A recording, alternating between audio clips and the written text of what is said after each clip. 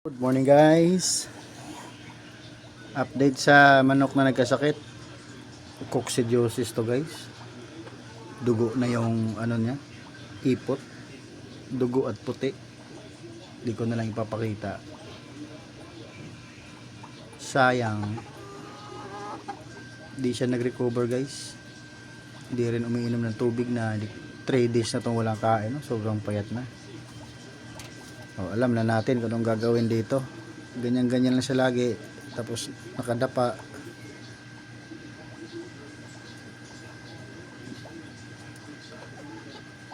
Dispose na lang natin kasi madadama yung isa.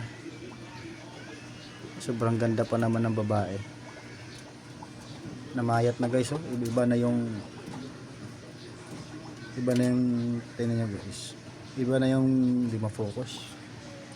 Iba na yung pinayat ng ng kanyang mga paa. Ang bilis pumayat. Pag uwi namin kagabi, chinik ko nakadapa.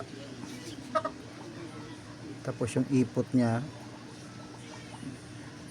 dugo na. Pwede ko bang pakita? Saglutin natin. Saglit lang. And guys, hindi ma-focus. Puti tsaka dugo na yan guys. So malamang hindi na ito mapakinabangan. Ayan sobrang lungkot. Sobrang buhaghag na yung balahibo. Ano na to? Sira na to yung bituka nito. So ano na lang, dispose na natin. Sayang. Kung yung itong babae ay magkakaganon kahit i-disinfect natin, hindi tayo pwede magmanok dito ng masisilan na manok. Pwede tayo sa hindi masisilan. Problema kasi nito, kumakain ng lupa. Lupa ang kinakain niya.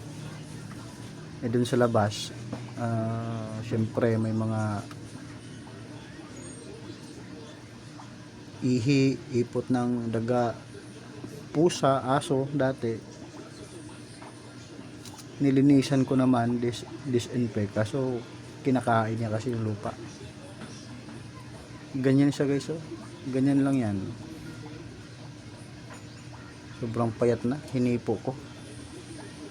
So yun na lang, dispose na natin. Yun lang guys, bye bye.